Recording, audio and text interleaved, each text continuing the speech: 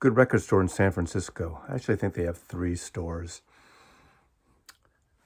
They came from the ashes of the great historic Aquarius Records in San Francisco, originally started by Chris Knabb on Castro Street, then 24th Street, then Valencia Street. Different owners over the years, different hybrid of music. Originally started from a lot of imports and British music from the 60s and 70s, and hybrid into electronic and out there music and experimental. And anyway, that's not why I'm here. I want to talk about records. I want to talk about you listening to records. I want to tell you that it's up to you. Use your ears. Your room is different. Your gear is different. I've said this a million times. Your taste is different. So whether it's an audiophile pressing, an original pressing, a country of origin, Patrick in California, the vinyl archivist, recently did a shootout of Grateful Dead records, but he basically did an upload to YouTube, and he had people check out the FLAC files, I believe.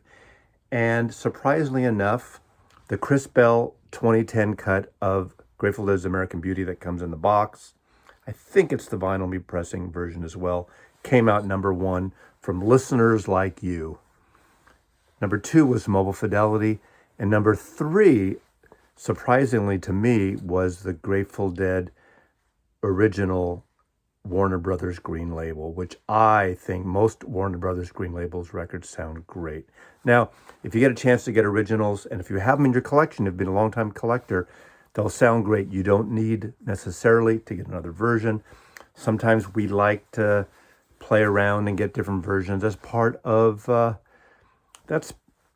collecting, I guess. That's part of the hobby, I should say, not collecting, because just to have another copy of something to put on your shelf, I think is kind of ridiculous. Now, first, I want to start with a record that is one of the most beautifully recorded records of my collection, and it's my schmaltzy pleasure record. And I've showed it before on my channel, and it's a record I adore. I really adore it for so many reasons. From 1973, that's Angel Clare, the debut album on Columbia by Art Garfunkel, of course. This is his first album after Simon and Garfunkel split up, recorded at CBS Studios in San Francisco, as well as Grace Cathedral up on Nob Hill. Beautiful, cavernous structure. And there's a boys choir on here. Jerry Garcia's on here. Hal Blaine and Jim Gordon, of course, two of the great drummers in popular music, obviously. Larry Knechtel, Michael Omartian, just a great series. This was engineered by the great Roy Halley, who worked on Simon & Garfunkel records, and this is a stunner. He wasn't a songwriter like his partner Paul, but he captures some great songs here by Jimmy Webb. All I know is it starts off side 2, and it's an epic. It's a beautiful, schmaltzy early 70s epic. Travelin' Boy, co-written by Roger Nichols and Paul Williams. This is a lush record. This I would call Analogphile. I think there's a difference between audiophiles and Analogphiles.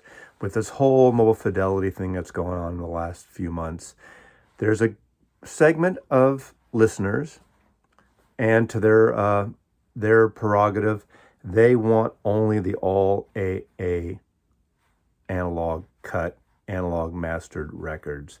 I consider them Analogphiles. Audiophiles, you can have a great digital cut, you can have a great analog cut.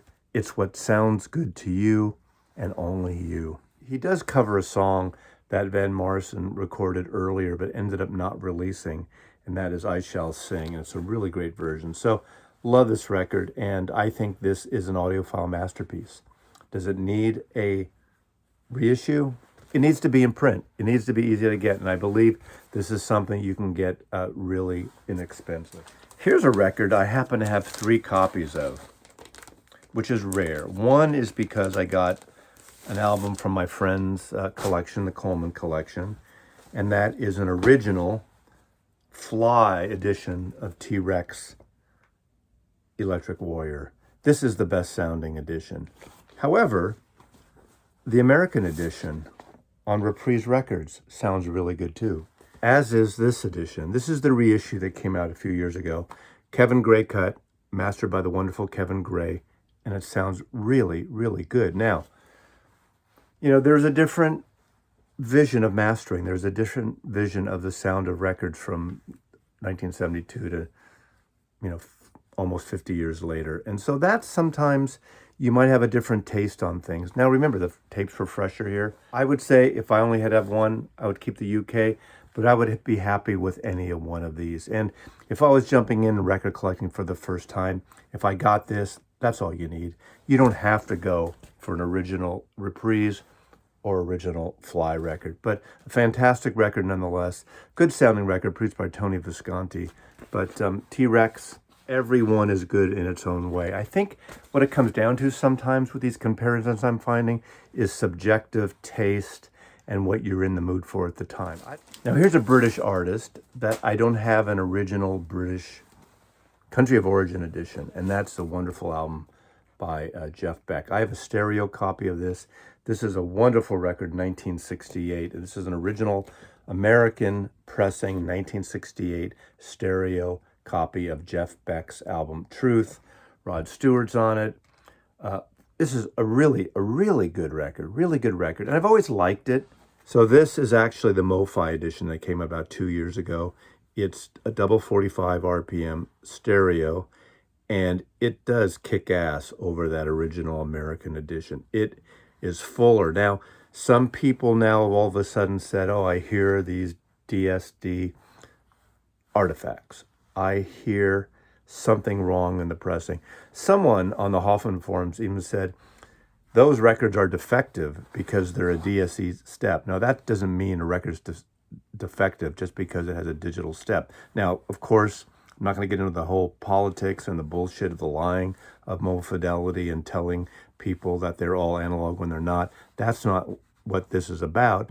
And that doesn't make the record defective. It just makes it a DSD mastered record. But this DSD mastered record, maybe because it's double 45, maybe it's the mastering choice. Again, a 50 plus, almost 60-year-old tape.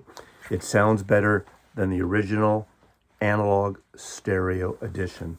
And it is a DSD cut. How many times do you have to hear me say that Ry Cooder is my favorite instrumentalist, my favorite string instrument player, my favorite guitarist? Well, this is his third album, Boomer Story. This is a bluesy album with that great version of Dark End of the Streets, amazing bottleneck player. This is on Reprise Records, a division of Warner Brothers Records, an original copy with the hype sticker stuck on here because it came with there was a white inset, I think I have it in here, insert that talks about the record and what it's about. This is a wonderful record if you like Ry Cooder and the bluesy folk styling of Woody Guthrie as well. That whole feel. I don't need another version of this. However, I went with the Mobile Fidelity. It's a 33 edition of Boomer Story. This is better to my ears on my system than the original. Now, it's fuller, it's richer, a little more dynamic. Did they master it in a way for today's stereos? Possibly.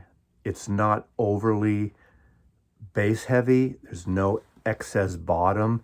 It's a neutral recording. The mid-ranges and the tones are lovely, and this sounds really good. I just think the choices they made and the sound on this record is really, really good. Now, I think this might even be an all analog cut. But either way, I don't care. This sounds great. This sounds great. Different mastering choices, different feelings, that's all. Sometimes it's not about an audiophile pressing being better. I still happen to think that Mobile Fidelity is an audiophile label. Is it an Analogphile label? Obviously not. Not totally. Occasionally, yes. Not totally. Is there a difference? Of course there is. But I think people need to pick and choose with any of these labels. I'm not a believer that you should go all in and buy an entire audiophile label just because they release something. If you like the music, go for it. If you can find an original copy, go for it. This is a good example. I've showed these many times. Original labels, ABC Records of Steely Dan records. The original ABC label, mid-period ABC label, and on and on. Promo copy, original, 12-inch single, and of course, the great version of this record. Now, $150 for these records coming out, Analog Productions, Acoustic Sounds, $150. I wouldn't go there personally. I don't see the necessity for that. I think that's too much for one record, but it's to every individual, to every collector, to every listener. I find that most people buy those records and they play them a couple times, they put them on the shelf and they don't pull them out. It's not an easy grab, either because of the box, which I'm not a fan of, or it's just because they're too precious. They're too precious. Pay $20, $30, $40. You could find these for $10 if you're lucky. Dig a little bit, do the legwork, or go online, look at the matrix numbers, look at the original pressings. Hopefully you get a good pressed original and check it out. You could get 3, 4, 5 of these records for the price of one of those box sets of Steely Dan for $150. One of the greatest sounding Bob Dylan albums next to Blood in the Tracks is simply this, 1973, Pat Garrett and Billy the Kid's soundtrack to the interesting Sam Peckinpah film with Chris Christopherson. And this is a really great sounding record. Now it's a soundtrack, a lot of acoustic guitars. Acoustic guitars are so lush, are so brilliant. They just seem so live. And this original Columbia pressing, US pressing, is sublime. It is a gorgeous record. If you have this, you don't need every other version. Now, having said that, I am a Dylan fanatic. I'm all in on Bob Dylan, and I've been buying for the last several years all the Mobile Fidelity Dylan records, many of which are DSD. In fact, I think they're all DSD to some extent, have a DSD step in the mastering. They're not all analog, but I think they sound better than the original 2i Columbia records, and I think they sound better than the mono box that came out some years ago. But this is the MoFi version. It's a 33 RPM. It's not a 45 like a lot of the Dylan albums. It is obviously stereo because this album, I don't believe, was ever mixed to mono this late in 1973. And this has a slight edge. It's richer where those acoustic guitars want to be richer. It's not overly heavy in the bottom. The bass is subtle, but it's brilliant. This is a fantastic version of this Bob Dylan record. So sometimes, it's worth it. But again, if you have that original record, find the Columbia records. They're all around, and I don't think those are very expensive now. So get that. If you want something a little better, again, system dependent, your taste, your room, this is something really, really special, in my opinion. Audiophile can be records you have on your shelf. Audiophile records can be just those records you see in the bin. And this is one I know is not expensive if you can pick it up. This is Beau Brummels. This is their 1975 reunion album. The Beau Brummels out of San Francisco in 1964, of course. They had a hit, it was America's answer to the Beatles, the song Laugh, Laugh, and the song You Tell Me Why were pretty much hits in America on the top 30 charts, especially Laugh, Laugh. And they kind of burned brightly and disappeared. Mainly led by Sal Valentino and Ron Elliott are the core of the band, and they became sort of the two that steered them ahead. In 1968, they put out an album called Bradley's Barn, recorded at Bradley's Barn in Tennessee, near Nashville. Beautiful record. Some consider one of the first country rock records, recorded almost around the exact same time as Sweetheart of the Rodeo. A brilliant record. But this, they came back for a reunion and it bombed. There's several songs they repeat from their earlier years, You Tell Me Why, but it opens up with this great song, Singing Cowboy. It is such a well-recorded record. Now, this is produced by Ted Templeton and Lenny Waronker, two of the great staff A&R producers at Warner Brothers Records in the 70s. Amazing, amazing. You know Ted Templeton, he was in Harper's Bazaar, Feeling Groovy. He also produced amazing records by the Doobie Brothers, Van Halen. What a great producer.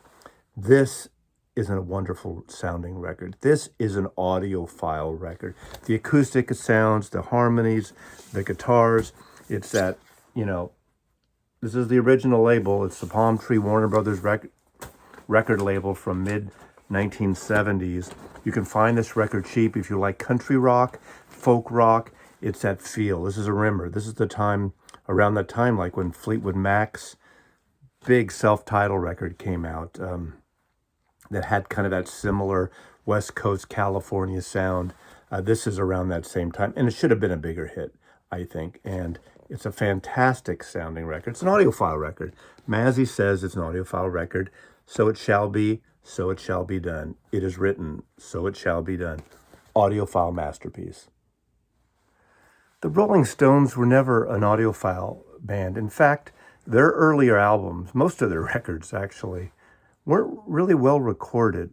Later, obviously, when they went to Atlantic Records, were better. Obviously, Andrew Oldham, they almost seemed like they were in substandard studios. Not really, but compared to the Beatles, who were always at Abbey Road, they had George Martin, they had Norman Smith as an engineer, they had Greg Emmerich as an engineer. The Rolling Stones were hit and miss.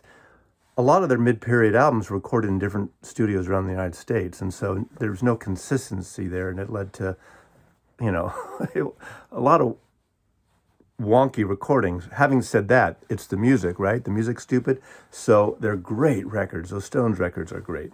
A little garagey in a way. But let me talk about this record.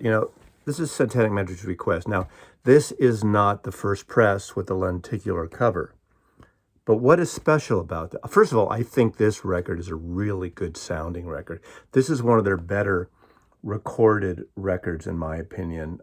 I really love this record.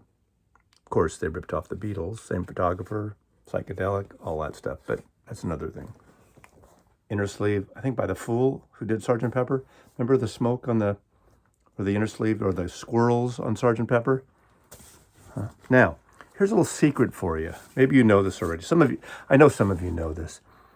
But some of these pressings, stereo pressing has a Z-A-L in the dead wax, and then the number.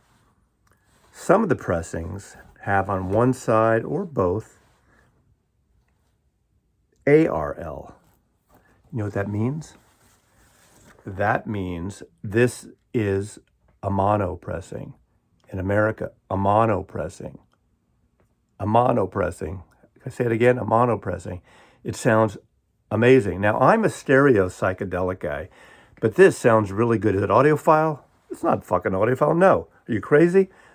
But it's that secret thing. Whenever you see this record in the store, I think some might have had the lenticular covers, I'm not sure. Look at that and look in the dead wax for the ARL in the dead wax. Dedicated mono, not a fold down.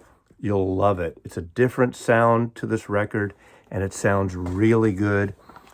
And I'm going to say it's audiophile because it's audiophile to me. Mazzy says it is, so it is. But I kind of want to mix these things in here of records that just sound good. And again, these records are to be played, not to be in a box stored away to look like a row of Encyclopedia Britannica or the World Encyclopedia or a law library. They're meant to be pulled out, played a lot, played a lot, played a lot. And now, those of you who watch me also, a lot of people say, Mazzy, why don't you wash your records? People are coming to me saying, Mazzy, you love music, you have this great record collection. Why don't you wash your records? Why don't you get an ultrasonic? Why don't you clean your records? Well, I was talking to my friend, the archivist, who's a real archivist out of the University of Texas in Austin. And there's a professor there who is a genuine audio sound archivist. And when people say, how do you clean your records? You know what she says? The best way to clean your records? The best way, this is an archivist talking, an official archivist at the university in the master's program of Texas, in Austin, Texas. The best way to clean your records is to play them. You're not going to screw up your stylist. Play your records. Don't buy these records and stick them on the shelf and never play them again. Play your records and they'll sound fantastic. That's why when you get a new record too, a lot of people, I have to wash my record, I got to put it in this little plastic sleeve, and I have to get, I got a baby to wrap it with saran, like a PVC, not PVC, light, sensitive, neutral. You baby your records too much.